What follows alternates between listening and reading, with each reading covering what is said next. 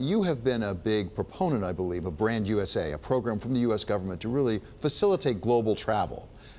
What are the consequences of something like this travel ban potentially for global travel and therefore for your business? Well, travel means jobs. Make no bones about it. So give you a couple of numbers. 1.2 billion international trips last year. Wow.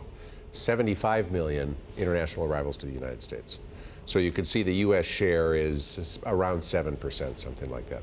If we had the same share that we had before 9/11, which is a long time ago, 15 years ago, or a little bit more, we would have over 100 million visitors, 110 probably, something like that. We think the 75 million visitors create 2.5 million jobs in the United States. So if all that business disappeared, those jobs are gone tomorrow, to say nothing of lodging tax revenues and all the other follow-ons from that.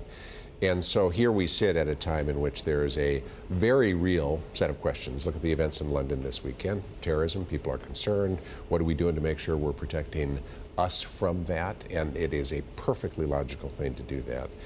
But to simply go out and say we're going to put a ban on travel, or we're going to tell parts of the world that they're just not welcome, which is the way a lot of this gets interpreted around the rest of the world, is far too blunt an instrument. And so, we want to get into how does the U.S. compete for the international business while protecting itself from terrorism risks. Arne, you work just up the street from the White House, virtually, in Bethesda, right? In Bethesda, that's where yeah. your headquarters, not that far from the White House.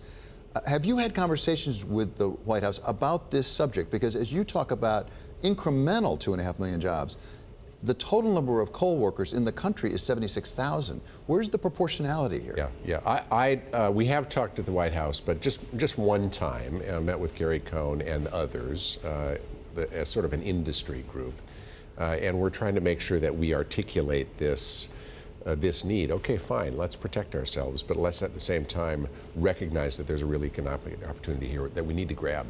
Are you intervening in the litigation right now that's pending the Supreme Court on the travel ban? We are not.